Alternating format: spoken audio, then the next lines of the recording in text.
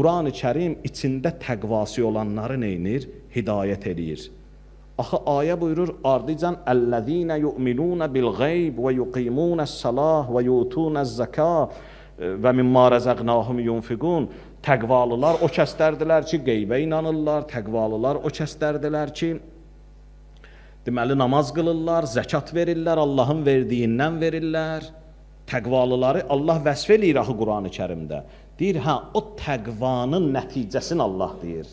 Bu bir kitabdır ki, hidayət eləyir, içində təqva olanları, təqva olan adamı Quran-ı Kərim hidayət eləyəndən sonra o adam nə cür olacaq? O adam qeybə inanacaq, o adam namaz qılacaq, o adam zəkat verəcək.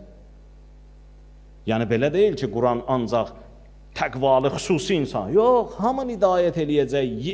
Yetər ki, insanın içində o təqva tamamilə ölməsin. Qalsa Quran-ı Kərim tutacaq ondan, çəkəcək. Çəkəndən sonra insan həm mömin olacaq, həm zəkat verən olacaq, həm xums verən olacaq, həm namaz qılan olacaq, həm oruç tutan olacaq. Allahın sözünə baxan olacaq. Yəni, içində təqvanı Allah buna görə verir, Quran hidayət eləsin deyə. Bir sözdə, bu sözdən qutarıram. Hədislər var, ha? Bəzi hədislər var, Əhl-i Beyt haqqında Peyğəmbərimizin kəlamlarıdır bunlar.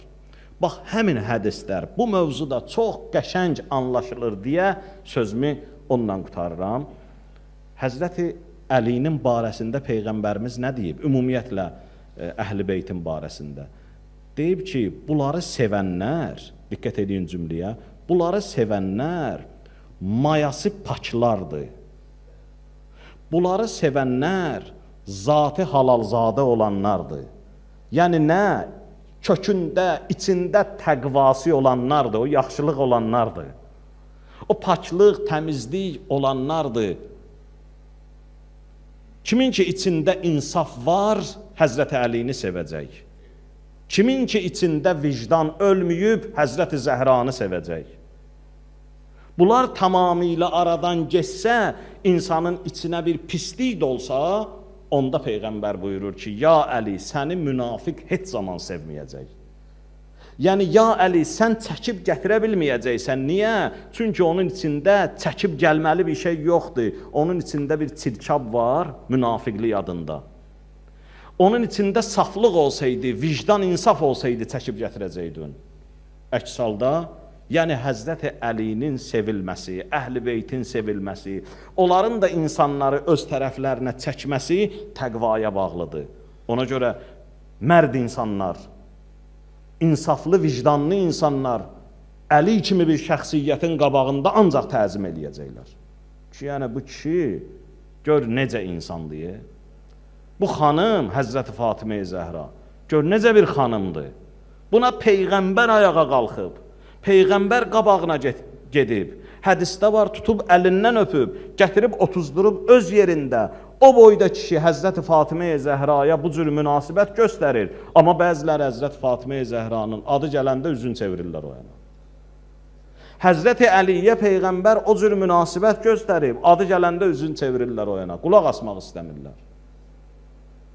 Yəni, o içdə təqva olmalıdır ki, Əhl-i Beyt çəksin, münafiqlik olsa, hətta Həzrəti Əli əleyhissalama Peyğəmbər buyurur ki, ya Əli, əgər münafiqə bütün dünyanı verəsən ki, Əlini sev, mümkün deyil, sevməyəcək.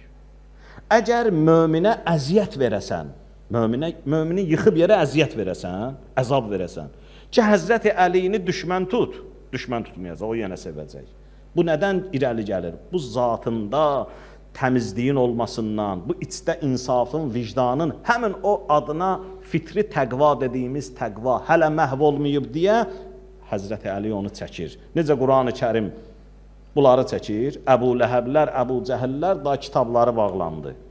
Amma kitabı bağlanmayanlar var. Quran-ı Kərim onları hidayət eləyə bilər. Amma yetər ki, Quranla ünsiyyətdə olasan, yetər ki, Peyğəmbərlə ünsiyyətdə olasan.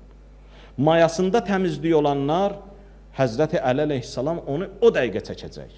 O dəqiqə çəkib aparacaq. Biri danışırdı Muaviyyənin yanında, deyirdi ki, mən deyir, Muaviyyə Həzrəti Əli əleyhissalamın yanında olanda Namaz qılırdım arxasında, elə namaz qılırdım ki, fikrim orada burada idi. Amma gəlmişəm sənin yanına, sənin yanında namaz qılıram, mənə ləzzət eləyir, xoş olur, fikrim Allahda olur. Deyəsən, haqqı tapmışam Muaviyə. Deyir, hay bədbəxt, haqqı tapmamısan, haqqı tərk eləmişsən. Bəzən adamlar olurdu, yaltaqlanırdı, amma bəzən də olurdu ki, Muaviyə cürətə gəlirdi. Deyir də, haqqı tərk eləmişsən. Niyə? Dedi, sən batilin yanında olanda şeytanın səndən nə işi var ki? Şeytan day səndən əl götürüb. Ona görə fikrin də Allahda olacaq filanca. Şeytan bu yolla səni alladır. Sən haqqın yanında olanda şeytan gecə-gündüz səni vəsf eləyirdi ki, vəsvəsə eləyirdi ki, sən nə eləyəsən? Haqqı tərk eləyəsən. Axır deyib, bacarmadın, tərk elədin, gəldin.